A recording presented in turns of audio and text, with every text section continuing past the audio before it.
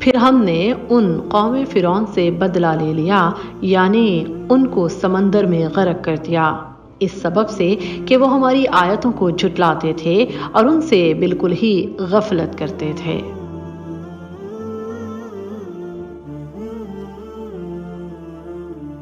اس شخص نے کہا کہ عنقریب تم یاد کرو گے جو میں تم سے کہہ رہا ہوں، اور میں اپنا معاملہ اللہ کے سپرد کرتا ہوں، بے شک اللہ بندوں کو خوب دیکھنے والا ہے۔ فرعون کا دماغ ایک طرف چلنے لگا کہ کیوں نہ موسیٰ علیہ السلام کی ایسی تحقیر کی جائے کہ سب کی نظریں ان سے ہٹ جائیں۔ چنانچہ فرعون نے اپنی قوم سے کہا، سورہ زخرف میں ہے، بلکہ میں اس شخص سے بہتر ہوں وہ جو حقیر ہے اور قریب نہیں کہ وہ بات واضح کرے۔ اور دوسرے موقع پر فرعون موسیٰ علیہ السلام سے بڑی بڑی نشانیاں مانگنے لگا۔ اس بارے میں مزید سورہ زخرف میں ہے، یعنی پس اس پر سونے کے کنگن کیوں نہیں ڈالے گئے یا اس کے ہمراہ فرشتے مل کر کیوں نہیں آئے۔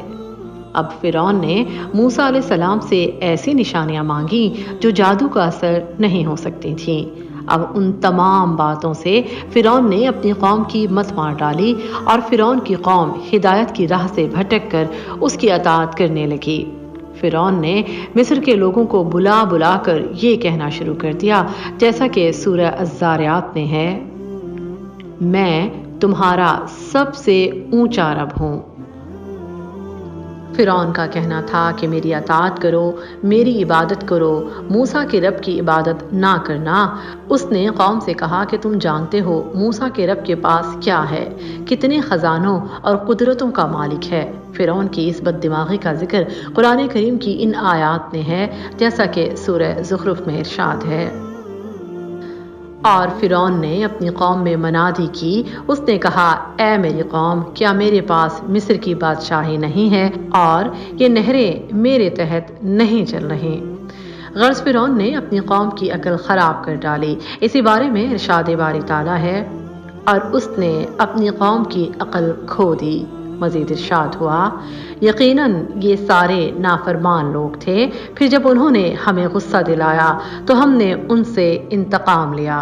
اہل مصر میں سے صرف چند لوگ ایمان لائے، جن کی تعداد ایک قول کے مطابق صرف 3 ہے۔ ان میں فرعون کی بیوی، قوم فرعون کا وہ مومن جس کی تفصیل قرآن پاک میں بیان کی گئی، اور وہ شخص جو حضرت موسیٰ علیہ السلام کو فرعونیوں کے فیصلے سے آگاہ کرنے کے لیے شہر کے دوسرے کنارے سے بھاگا آیا تھا، اور اس نے کہا تھا، جیسا کہ سورہ القصص میں ہے، موسیٰ سردار تیرے قتل کا مشورہ کر رہے ہیں، پس تو یہاں سے چلا جا، مجھے اپنا خیر خواہ مان۔ ایک قول یہ بھی ہے کہ فرعون کی قوم سے بھی متعدد افراد ایمان لے آئے تھے، اور جادوگر تو سب کے سب مومن ہو چکے تھے، اور بنی اسرائیل کی پوری قوم بھی ایمان لانے والوں میں شامل تھی۔ اس بات کی وضاحت اس آیت مبارکہ سے ہوتی ہے۔ سورہ یونس میں ارشاد ہے، پس موسیٰ پر ان کی قوم میں سے صرف چند نوجوان ایمان لائے، وہ بھی فرعون سے اور اپنے حکام سے ڈرتے تھے کہ کہیں ان کو تکلیف نہ پہنچائیں۔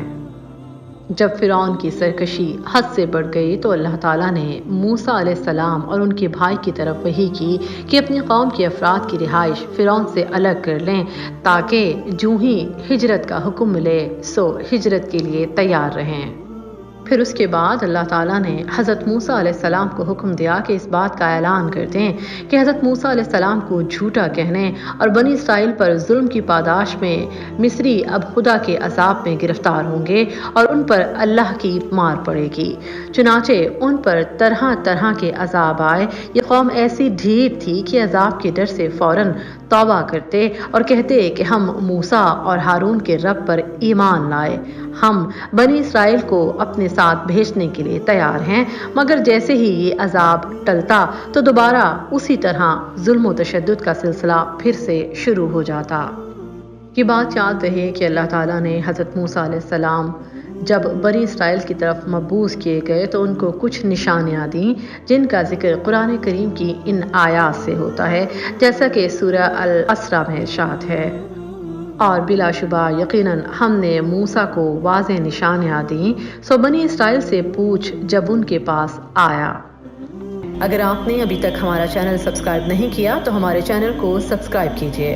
قاضی بیضاوی کے نزدیک اس آیت میں نشانیوں سے مراد یہ نشانیاں ہیں: نمبر 1 عصا، نمبر 2 ید، نمبر 3 ٹڈی، جون، مینڈک، خون، پتھر سے چشموں کا پھوٹنا، سمندر کا پھٹنا، پہاڑ کا اکھڑ کر سروں پر آ کھڑا ہونا۔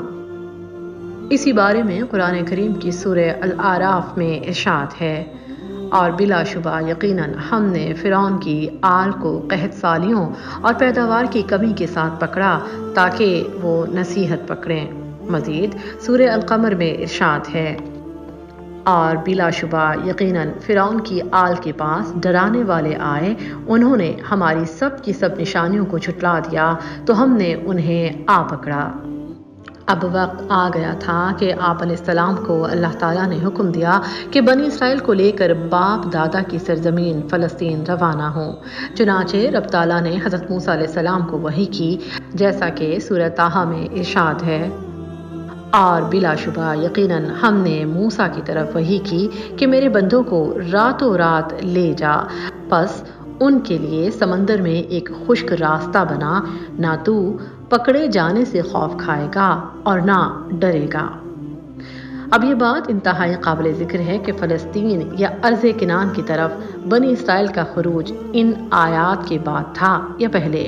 اس بارے میں تورات کہتی ہے کہ فرعون نے بنی اسرائیل کو محض اس لیے حضرت موسیٰ علیہ السلام کے ساتھ جانے دیا تاکہ آئے دن آنے والے عذابوں سے نجات حاصل ہو۔ البتہ قرآن کریم اس نکتے کے بیان پر خاموش ہے، جبکہ مفسرین اور اہل کتاب کہتے ہیں کہ بنی اسرائیل نے فرعون سے اپنی ایک عید منانے کے لیے شہر سے باہر نکلنے کی اجازت مانگی۔ فرعون پسند نہ کرتا تھا، تاہم اس نے اجازت دے دی۔ چنانچہ بنی اسرائیل نے نکلنے کی تیاری کی تو یہ تیاری اصل میں مصر سے ہمیشہ کے لیے چلے جانے کے لیے تھی۔ بائبل میں یہ بات درج ہے کہ بنی اسرائیل نے اللہ کے حکم کے مطابق مصریوں سے سونے چاندی کے زیورات مانگے جو انہوں نے دے دیے، اور بنی اسرائیل فوراً شام کے ملک کی طرف روانہ ہو گئے۔ جب فرعون کو ان کے چلے جانے کی اطلاع ملی تو وہ انتہائی غضبناک ہوا اور فوج کے سرداروں کو حکم دیا کہ فوراً ان کا تعاقب کریں اور ان کو گرفتار کر کے سزائیں دلائیں۔ اسی بارے میں سورہ الشعراء میں ارشاد ہے: یعنی لہٰذا فرعون نے شہروں میں نقیب روانہ کیے اور کہا کہ یہ لوگ تھوڑی جماعت ہیں اور ہمیں غصہ دلا رہے ہیں اور ہم باساز و سامان ہیں۔ مفسرین فرماتے ہیں کہ جب فرعون بنی اسرائیل کے تعاقب میں روانہ ہوا تو ایک بہت بڑا لشکر اس کے ہمراہ تھا۔ کہتے ہیں کہ اس کی گھوڑ سوار فوج میں 1,00,000 سیاہ گھوڑے تھے اور اس کے لشکر کی تعداد 16 لاکھ سے زیادہ تھی، جبکہ ایک اور قول کے مطابق بنی اسرائیل میں بچوں کے علاوہ صرف جنگجو مردوں کی تعداد 6 لاکھ تھی۔ بہرحال فرعون اپنے لشکر سمیت بنی اسرائیل تک پہنچ گیا۔ اس وقت سورج طلوع ہو رہا تھا۔ اس بارے میں سورہ الشعراء میں ارشاد ہے: تو انہوں نے سورج نکلنے یعنی صبح کو ان کا تعاقب کیا۔ اب دونوں جماعتوں نے ایک دوسرے کو دیکھا اور پہچان لیا۔ ایسا معلوم ہوتا تھا کہ اب حملہ ہونے والا ہے۔ اس موقع پر بنی اسرائیل نے حضرت موسیٰ علیہ السلام سے کہا۔ سورہ الشعراء میں ارشاد ہے: جب دونوں جماعتیں آمنے سامنے ہوئیں تو موسیٰ کے ساتھی کہنے لگے کہ ہم تو پکڑ لیے گئے۔ ظاہری حالات کے مطابق بچنے کا کوئی امکان نہ تھا۔ سامنے سمندر تھا اور پیچھے فرعون کی فوجیں، دائیں بائیں اونچے اونچے پہاڑ تھے۔ جب انہوں نے انتہائی خوفزدہ ہو کر موسیٰ علیہ السلام سے شکایت کی تو آپ علیہ السلام نے فرمایا، سورہ الشعراء میں ہے: موسیٰ نے کہا، ہرگز نہیں، میرا پروردگار میرے ساتھ ہے، وہ مجھے رستہ بتائے گا۔ موسیٰ علیہ السلام اس وقت اپنی جماعت کے پچھلے حصے میں تھے، وہاں سے آگے آ گئے۔ ان پر اللہ کی طرف سے وحی ہوئی۔ آپ علیہ السلام نے فرمایا، مجھے یہیں سے گزرنے کا حکم ہے۔ مزید سورہ الشعراء میں ہے: اس وقت ہم نے موسیٰ کی طرف وحی بھیجی کہ اپنی لاٹھی سمندر پر مارو تو سمندر پھٹ گیا اور ہر ایک ٹکڑا یوں ہو گیا گویا پہاڑ ہیں۔ آپ علیہ السلام کے ساتھ آپ کے بھائی ہارون علیہ السلام اور حضرت یوشع بن نون علیہ السلام بھی تھے، جو اس وقت ایک اہم قائد اور عالم تھے، اور اس کے علاوہ قوم فرعون سے ایمان لانے والا مومن بھی ان کے ساتھ تھا۔ جیسے ہی موسیٰ علیہ السلام نے سمندر میں اپنی لاٹھی ماری، اس کے ساتھ ہی سمندر کا پانی دونوں جانب سے ہٹ کر پہاڑوں کی طرح کھڑا ہو گیا اور بیچ میں زمین جیسا خشکی کا رستہ نکل آیا۔ موسیٰ علیہ السلام کے حکم سے بنی اسرائیل نے اس راستے سے سمندر کو عبور کیا۔ اس بارے میں مزید سورہ الشعراء میں ہے، یعنی اور ہم دوسروں کو وہاں قریب لے آئے اور موسیٰ اور ان کے ساتھ والوں کو بچا لیا۔ فرعون نے اس راستے کو نگاہ بھر کے دیکھا کہ راستہ بالکل ہموار ہے، ذرا بھی دشوار نہیں، اور بنی اسرائیل بھی پہاڑ نما لہروں کے درمیان سلامت با کرامت گزر رہے ہیں اور انہیں پانی کوئی تکلیف نہیں دے رہا۔ چنانچہ یہ سب دیکھ کر فرعون بنی اسرائیل کو پکڑنے کے لیے اپنی فوجیں لے کر سمندر میں اتر گیا، لیکن جیسے ہی بنی اسرائیل کا آخری فرد بھی دریا پار ہو گیا اور اس وقت سب فرعونی بیچ سمندر میں تھے کہ اچانک پانی کی لہریں آپس میں مل گئیں اور سمندر پہلے سمندر جیسا ہو گیا، جس سے سب فرعونی غرق ہو گئے، کوئی ایک بھی نہ بچا۔ اس بارے میں قرآن کریم کی سورہ الشعراء میں ارشاد ہے، یعنی تاہم دوسروں کو ڈبو دیا، بے شک اس قصے میں نشانی ہے، لیکن یہ اکثر ایمان والے نہیں، اور تمہارا پروردگار تو غالب اور مہربان ہے۔ جب سب فرعونی غرق ہو رہے تھے، انہی کے ساتھ فرعون بھی پانی میں زبردست غوطے کھانے لگا، موت کو سر پر ناشتہ دے کر بے اختیار کہہ اٹھا۔ سورہ یونس میں ہے، تو اس نے کہا میں ایمان لے آیا کہ بے شک حق یہ ہے کہ اس کے سوا کوئی معبود نہیں، جس پر بنی اسرائیل ایمان لائے ہیں، اور میں فرما برداروں سے ہوں۔ حضرت عبداللہ ابن عباس رضی اللہ تعالیٰ عنہ سے روایت ہے کہ رسول اللہ صلی اللہ علیہ وآلہ وسلم نے ارشاد فرمایا، جب فرعون نے کہا کہ میں ایمان لاتا ہوں کہ اس اللہ کے سوا کوئی معبود نہیں جس پر بنی اسرائیل ایمان لائے ہیں، اس وقت کے بارے میں جبرائیل علیہ السلام نے مجھے فرمایا کہ محمد صلی اللہ علیہ وآلہ وسلم، کاش آپ دیکھتے جب میں نے سمندر کی کیچڑ فرعون کے منہ میں ٹھونس دی تھی، اس ڈر سے کہ کہیں اس پر اللہ کی رحمت نہ ہو جائے۔ اس بارے میں رب تعالیٰ فرماتے ہیں، سورہ نساء میں ارشاد ہے، اور توبہ ان لوگوں کی نہیں جو برے کام کیے جاتے ہیں، یہاں تک کہ جب ان میں سے کسی کے پاس موت آ جاتی ہے تو وہ کہتا ہے بے شک میں نے اب توبہ کر لی۔ اس بارے میں اللہ تعالیٰ نے سورہ یونس میں ارشاد فرمایا ہے، کیا اب ایمان لاتا ہے تو پہلے سرکشی کرتا رہا اور مفسدوں میں شامل رہا۔ یہ آیات اس بات کی دلیل ہیں کہ فرعون کا ایمان قبول نہ ہوا۔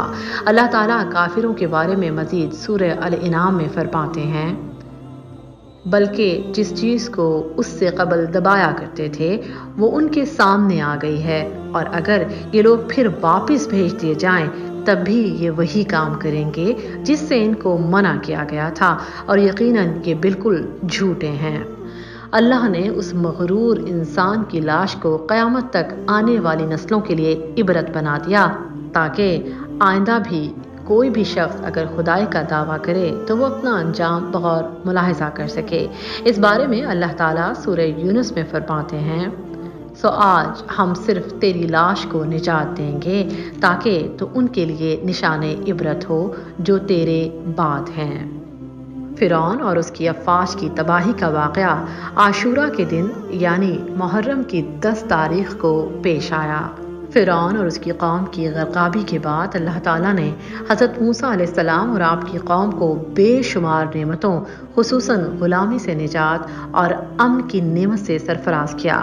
اس بارے میں ارشاد باری تعالیٰ ہے، سورہ الشعراء میں ہے، اسی طرح ہوا ہم نے ان چیزوں کا وارث بنی اسرائیل کو بنا دیا۔